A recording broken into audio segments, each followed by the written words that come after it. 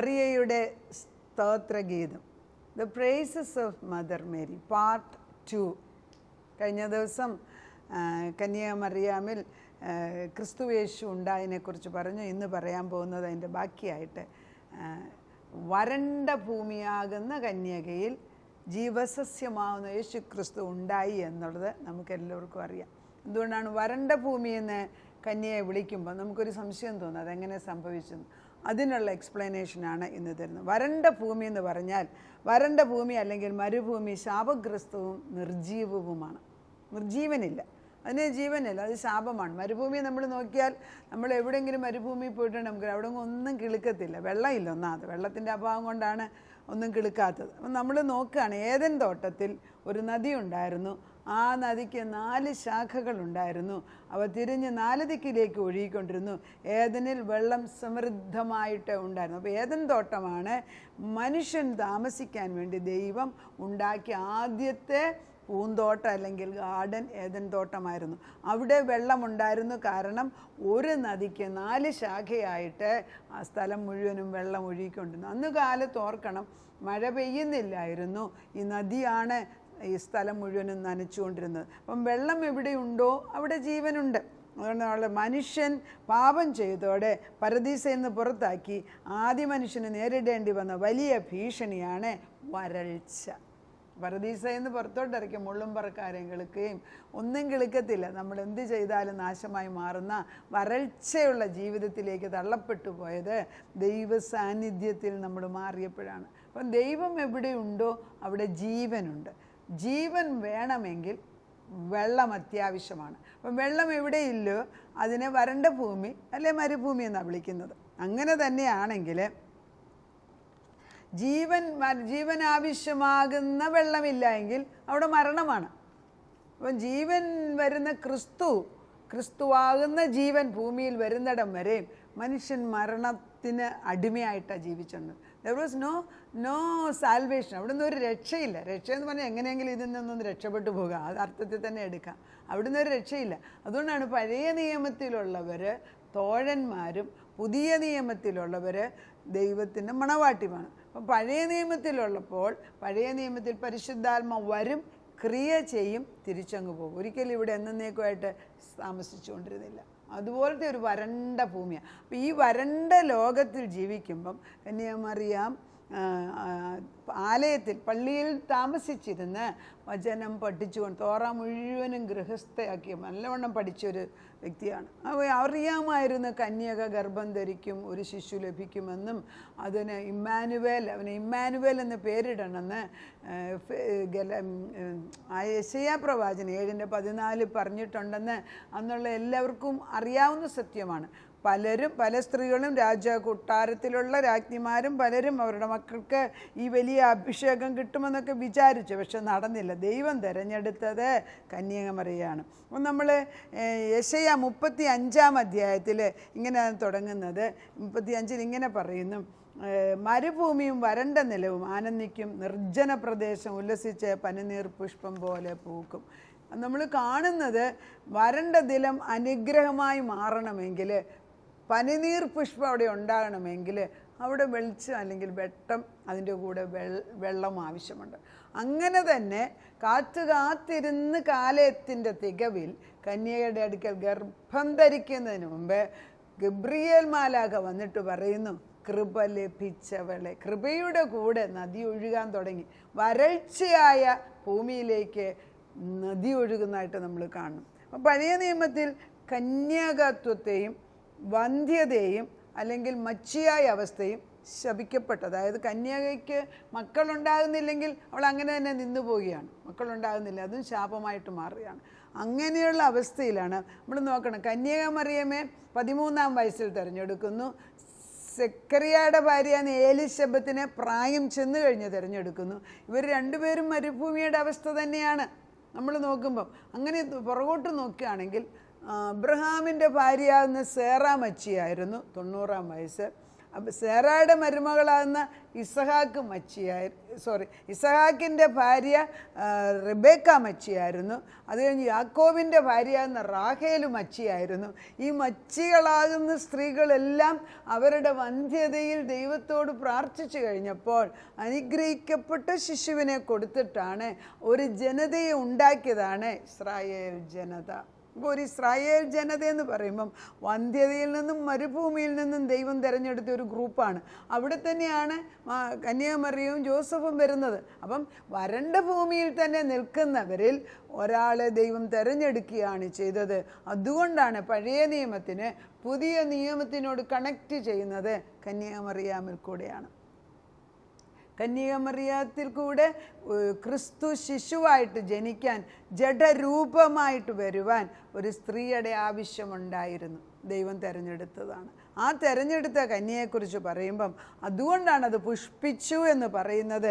വരണ്ട ഭൂമി പുഷ്പിക്കുന്ന കാലം അതുകൊണ്ടാണ് പറയുന്നത്. അതുകൊണ്ട് ഈ ലൂക്കോസിൻ്റെ 1:35 പറഞ്ഞല്ലോ, പരിശുദ്ധ കൃപ ലഭിച്ചവളെ എന്ന് വിളിച്ചു കഴിഞ്ഞിട്ട് പരിശുദ്ധാത്മാവ് മറിയയുടെ മുകളിൽ നിഴലിച്ചു എന്ന് പറയുന്നു. അപ്പോൾ പരിശുദ്ധാത്മാവ് പഴയ നിയമത്തിൽ വന്നു പോകുന്നു എങ്കിലും പരിശുദ്ധാത്മാവ് പൂർണ്ണമായിട്ട് നിൽക്കുന്നത് ക്രിസ്തു വന്നു കഴിഞ്ഞിട്ട് പെന്തക്കോസ്തി ദിവസം തൊട്ടാണെന്ന് ഓർക്കണം. അപ്പോൾ അപ്പോഴേ ആ കാര്യത്തിന് വേണ്ടി അന്നേരം വരണ്ട ഭൂമിയിലേക്ക് ദൈവത്തിൻ്റെ ആത്മാവ് വന്നിട്ട് കൃപ ലഭിച്ചവളെ എന്ന് വിളിച്ചു മാറ്റുമ്പോൾ കൃപായുഗമാണ് തുടങ്ങിയതെന്ന് ഓർക്കണം. ഇത് ഡിസ്പെൻസേഷൻ ഓഫ് ടൈമുണ്ട്. അതായത് ഓരോ സമയത്ത് ദൈവം തൻ്റെ സത്യങ്ങൾ ഘട്ടം ഘട്ടമായിട്ട് മനുഷ്യരെ പഠിപ്പിച്ചുകൊണ്ടിരുന്നു. നമ്മൾ പുറകോട്ട് നോക്കുകയാണെങ്കിൽ ആദത്തിൻ്റെ കാലത്ത് ഡിസ്പെൻസേഷൻ ഓഫ് ഇന്നസെൻസ്, അതായത് ശിശുക്കളെ പോലുള്ള ജീവിതമായിരുന്നു. അത് കഴിഞ്ഞിട്ട് പിന്നെ മനസ്സാക്ഷിയുടെ ജീവിതമായിരുന്നു. അത് കഴിഞ്ഞിട്ട് നിയമത്തിൻ്റെ ജീവിതം. അങ്ങനെ 7 ഘട്ടങ്ങളുണ്ട്. എന്നാൽ കൃപായുഗം വരുമ്പോഴത്തേക്ക് തുടങ്ങുന്നത് കന്യക മറിയാമിലാണ്. ആ വലിയ ഭാഗ്യമാണ് നമുക്ക് ഒരു സ്ത്രീയിൽ കൂടെ നമുക്ക് ലഭിക്കുന്നതെന്ന് ഓർക്കണം. ഇതൊന്നും മനസ്സിലാക്കാതെ ഓരോരുത്തർ ഈ സഭകൾ അങ്ങോട്ടും ഇങ്ങോട്ടും ഈ ദൈവത്തിൻ്റെ വചനങ്ങളെ അങ്ങോട്ടും ഇങ്ങോട്ടും മാറ്റി വെച്ച് ഒരാളെ ചെറുതാക്കി വലുതാക്കി പറയുന്നതൊന്നും ശരിയല്ല. ദൈവം പരിശുദ്ധാത്മാവ് ആരെ നിയോഗിച്ചോ അവരെ മാനിക്കേണ്ട കടമ നമുക്കുണ്ട്. അപ്പോൾ പുതുജീവൻ്റെ മുളകൾ വിടർത്തുന്ന മഴത്തുള്ളികൾക്കായിട്ട് കാത്തിരിക്കുന്ന വരണ്ട ഭൂമിയെ നമുക്ക് വരണ്ട ഹൃദയമായിട്ട് തുലനം ചെയ്യാം. അതായത് നമ്മുടെ ഹൃദയം വരണ്ടിരിക്കുകയാണ്, വരണ്ട ഭൂമി തന്നെയാണ്. ക്രിസ്തു ജനിച്ചില്ല എങ്കിൽ, അതായത് എൻ്റെയും നിങ്ങളുടെയും ഹൃദയത്തിൽ പരിശുദ്ധാത്മാവ് വരുന്നില്ല എങ്കിൽ ക്രിസ്തു ജനിക്കുന്നില്ല. പരിശുദ്ധാത്മാവ് എന്നിൽ വരുന്നില്ല എങ്കിൽ നിത്യമായ ജീവൻ കിട്ടുന്നില്ല. അപ്പം പരിശുദ്ധാത്മാവെന്ന് പറയുന്ന സത്യത്തിൻ്റെ ആത്മാവ് വരുമ്പോൾ പരിശുദ്ധം ഹോളി ഹോളി ഹോളി എന്നാണ് വിശുദ്ധന്മാരും അതുപോലെ തന്നെ സാറാഫുകളും കേറൂബുകളും ദൈവസന്നിധിയിൽ വിളിച്ചു പറയുന്നത്. ഇവിടെ അതിവിശുദ്ധ സ്ഥലത്ത് വിശുദ്ധമെന്ന് പറയുന്നിടത്തേക്ക് കയറി വരണമെങ്കിൽ ക്രിസ്തുവിൻ്റെ രക്തത്താൽ കഴുകാതെ സാധിക്കത്തില്ല. അങ്ങനെ വരണ്ട ഭൂമിയാകുന്ന നമ്മളെ, വരണ്ട ഹൃദയമാകുന്ന നമ്മളിലേക്ക് ജീവനദി ഒഴുകണമെങ്കിൽ ക്രിസ്തുവാകുന്ന ദൈവപുത്രനെ സ്വീകരിക്കേണ്ടിയിരിക്കുന്നു. ഇതിന് വേറൊരു പോക്ക് വഴിയുണ്ടെന്ന് വേദപുസ്തകം കാണിക്കുന്നില്ല. കാരണം കർത്താവ് തന്നെ പറയുന്നുണ്ട്. യോഹന്നാൻ്റെ സുവിശേഷം 14:6 പറഞ്ഞു, ഞാൻ തന്നെ വഴിയും സത്യവും ജീവനുമാകുന്നു. വേറൊരാളിൽ കൂടെ, എന്നിൽ കൂടെ അല്ലാതെ ഒരാളും പിതാവിനെ കാണത്തില്ല. അതുകൊണ്ട് തിയോളജിയെക്കുറിച്ച് അധികം പറയുകയല്ല. ദൈവം സ്വന്തം പുത്രൻ്റെ വാഗൊണ്ട് ഇതാ പറഞ്ഞതേ എങ്കിൽ അത് വിശ്വസിക്കുന്നു എങ്കിൽ നീ രക്ഷിക്കപ്പെട്ടു. വിശ്വസിച്ചാൽ ദൈവമഹത്വം കാണുമെന്ന് പറയുന്നതാണ്. ദൈവത്തിൻ്റെ ആത്മാവ് ഈ പറയുന്ന ഓരോ വചനവും ആത്മാവിൽ വന്ന് കൊള്ളണം. അപ്പോൾ ആത്മദാഹത്തോടെ കാത്തിരിക്കുന്ന ഒരു ജനതയുടെ പ്രതീകം മറിയാമിൽ കാണുകയാണ്. അന്ന് തലമുറ മുഴുവനും, പഴയ നിയമത്തിലുള്ള ആളുകൾ മുഴുവനും ഇരുട്ടിൽ നടക്കുന്നു എന്ന് വ്യക്തമായിട്ട് യെശയ്യായി പറയുന്നുണ്ട്. ജെറമ്യായിലുണ്ട്. ഇരുട്ടിൽ നടക്കുകയാണ്. ഇസ്രായേൽ ജനത ഇരുട്ടിലായിരുന്നു. ഒരു സേവ്യർ വന്ന്, മോശ എന്ന് പറഞ്ഞ ഒരാൾ വന്ന് രക്ഷിക്കുകയാണ്. പിന്നെ ഒരു ജോഷുവ വന്നിട്ട് സ്ഥലങ്ങൾ എടുത്തു കൊടുക്കുകയാണ്. എന്താണ് ഇവർക്കൊന്നും ഭൂമിയിൽ, അതായത് പ്രവാസികളാണ്. വിശ്വാസികളാകുന്ന നമ്മളിൽ ആത്മാവ് വരുമ്പോഴാണ് നമുക്കൊരു ഇറ്റേണിറ്റി അല്ലെങ്കിൽ നിത്യമായ ഒരു ജീവനുണ്ട് എന്ന് മനസ്സിലാക്കുന്നത്. അത് മനസ്സിലാക്കിയാൽ ഒരുവൻ ക്രിസ്തുവിനെ സ്വീകരിക്കുന്ന നിമിഷത്തിൽ പുതുസൃഷ്ടിയാകുക എന്ന് പറഞ്ഞതിൻ്റെ അർത്ഥം അവൻ്റെ ഉള്ളിൽ പരിശുദ്ധാത്മാവിനെ ഡിപ്പോസിറ്റ് ചെയ്യുകയാണ്. പരിശുദ്ധാത്മാവിൻ്റെ ക്രിയ ചെയ്യാതെ ഒരു മനുഷ്യനും ക്രിസ്തുവിനെ സ്വീകരിക്കത്തില്ല. അങ്ങനെ ചിന്തിക്കുകയാണെങ്കിൽ this is pre ordain and pre destined. അതായത് മനുഷ്യനുണ്ടാകുന്നതിന് മുൻപേ ദൈവം തീരുമാനിച്ചയച്ച കാര്യങ്ങളാണ് ഈ ഭൂമിയിൽ ഇപ്പം നടക്കുന്നതെങ്കിൽ ഞാനും നിങ്ങളും ഭാഗ്യവാന്മാരല്ലേ? ദൈവം നമ്മളെ തിരഞ്ഞെടുത്ത് അവൻ്റെ വെളിച്ചത്തിലേക്ക്, അവൻ്റെ വെട്ടത്തിലേക്ക്, അവനുമായിട്ടുള്ള സംസർഗം ജീവിക്കാൻ ഈ ഭൂമിയിൽ വെച്ച് തന്നെ സാധിക്കുന്നത് എൻ്റെ ആത്മാവ് ജീവിക്കുമ്പോഴാണ്. ആത്മാവ് ജീവിച്ച നിമിഷത്തിൽ ദൈവാത്മാവ് പറയുന്നു, യോഹന്നാൻ 4 പറയുന്നത് പോലെ, അത് ശമരിയക്കാരിയ സ്ത്രീയോട് പറയുന്നു, ദൈവമാത്മാവാകുന്നു, ദൈവത്തിനെ ആരാധിക്കേണ്ടവൻ സത്യത്തിലും ആത്മാവിലും ആരാധിക്കണം. അങ്ങനെ സത്യവും ആത്മാവും അറിഞ്ഞതുകൊണ്ടാണ് കന്യാമറിയാം ലൂക്കോസിൻ്റെ സുവിശേഷം 1:46 തൊട്ടുള്ള 55 വചനം അന്നേരം പറയാൻ. ഇത് കന്യാമറിയം പറഞ്ഞത് പരിശുദ്ധാത്മാവിൻ്റെ നിറവിലാണ്. അതുകൊണ്ട് ആ ഒരു പ്രൊക്ലമേഷൻ, അതായത് ഒരാൾ അനൗൺസ് ചെയ്യാണ്, ഒരാൾ പറയാതെ ദൈവമൊന്നും ചെയ്യുന്നില്ല. യേശുക്രിസ്തുവിൻ്റെ വരവിന് മുമ്പ് നമ്മൾ നോക്കിയ എത്ര ഭാഗങ്ങളാണ് ദൈവത്തിൻ്റെ വരവിനെക്കുറിച്ച് പറയുന്നുണ്ട്. ഏറ്റവും കൂടുതൽ യെശയ്യാവിനകത്താണ് എഴുതിയിരിക്കുന്നത്, നാഹൂമിനകത്ത് എഴുതിയിട്ടുണ്ട്, സെക്കറിയായിലുണ്ട്, നമ്മൾ ഉൽപ്പത്തിയിലുണ്ട്. ദാവീദ് പറയുന്ന സരസങ്കീർത്തനങ്ങൾ യേശുക്രിസ്തുവിനെ കുറിച്ച് വരവ്, കർത്താവിൻ്റെ വരവ് തൊട്ട് ക്രൂശ് മരണം തൊട്ട് ഉയർപ്പ് വരെ പറഞ്ഞിട്ടുണ്ട്. അപ്പം നമ്മൾ കന്യാമറിയം ആത്മാവിൽ പറഞ്ഞത് നമുക്കെടുത്ത് ഉപയോഗിക്കണമെന്ന് ആഗ്രഹമുള്ളവർക്ക് ഇതാ മുമ്പിലോട്ട് കടന്നു വരുന്നു. മാതാവ് ഇങ്ങനെയാണ് പറഞ്ഞത്, എൻ്റെ ഉള്ളം കർത്താവിനെ മഹിമപ്പെടുത്തും. നമ്മുടെ ഉള്ളം ദൈവത്തിനെ മഹിമപ്പെടുത്തുന്നു. എൻ്റെ ആത്മാവിൻ്റെ രക്ഷിതാവായ ദൈവത്തിൽ ഉല്ലസിക്കുന്നു. അവൻ തൻ്റെ ദാസിയുടെ താഴ്ച കടാക്ഷിച്ചിരിക്കുന്നുവല്ലോ. ഇന്നു മുതൽ എല്ലാ തലമുറ എന്നെ ഭാഗ്യവതി എന്ന് വാഴ്ത്തും.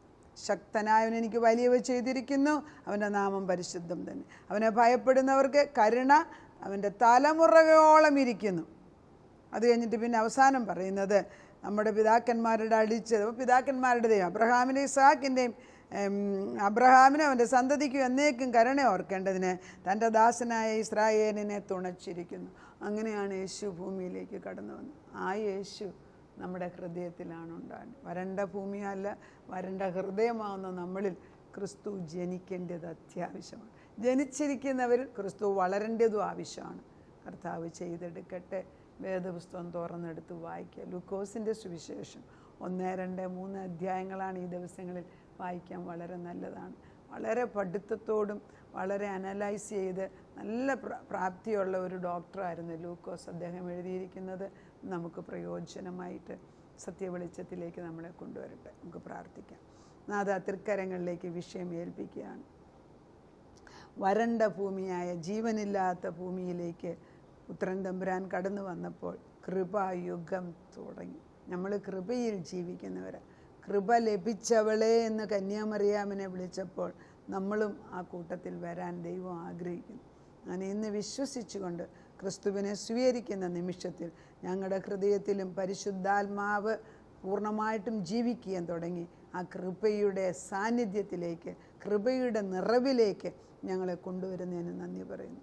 ഒരു യാത്ര തുടങ്ങിയ പക്ഷം ഇവിടെ വെച്ച് തന്നെ ഈ ആത്മാവ്, ഞങ്ങളുടെ ഉള്ളിലുള്ള പരിശുദ്ധാത്മാവ്, ദൈവത്തിൻ്റെ ആത്മാവാകുന്ന പരിശുദ്ധാത്മാവിനോട് സംസർഗം ചെയ്ത് ജീവവെളിച്ചവും ജീവപ്രകാശവും നിത്യമായ രക്ഷയുടെ ഉടമസ്ഥ അവകാശത്തിൽ ജീവിപ്പാൻ ഞങ്ങളെ പഠിപ്പിക്കുന്നതിന് സ്തോത്രം. ജ്ഞാനമുള്ള സ്ത്രീയെ 7 തൂണുകൾ കൊണ്ട് ഭവനമുണ്ടാക്കി അതിലെല്ലാം കൊണ്ട് സംഭരിച്ചു എന്ന് പറയുന്നത് പോലെ ഞങ്ങളെ സാമർഥ്യമുള്ളവരും ജ്ഞാനമുള്ളവരുമാക്കി തീർക്കണമേ എന്ന് പ്രാർത്ഥിക്കുന്നു. അവിടുന്ന് വരണ്ട ഭൂമിയാകുന്ന മറിയമ്മനെ എടുത്ത് ഉപയോഗിച്ച് ഫലഭൂയിഷ്ടവും ദൈവത്തിൻ്റെ മകളുമാക്കി മാറ്റിയതുപോലെ ഞങ്ങളെ ഓരോരുത്തരെയും വരണ്ട ഹൃദയമുള്ള ഞങ്ങളിലേക്ക് പരിശുദ്ധാത്മാവ് കടന്നു വന്നിട്ട് ജീവവൃക്ഷമുണ്ടാകുന്ന ദൈവത്തിന് യോഗ്യമായ പൂന്തോട്ടമാക്കി മാറ്റണമേ. നാഥ, യോഹന്നാൻ്റെ 15 പറയുന്നത് പോലെ അവിടുന്ന് മുന്തിരി ഞങ്ങൾ മുന്തിരിവള്ളികളുമായി മാറട്ടെ. സദാസമയം ഫലം കായ്ക്കുന്ന വൃക്ഷങ്ങളാക്കി മാറ്റിത്തന്നാൽ. പ്രാർത്ഥനയുടെ ഉത്തരം തന്നതിന് നന്ദി. യേശുക്രിസ്തുവിൻ്റെ പുണ്യനാമത്തിൽ തന്നെ. ആമേൻ.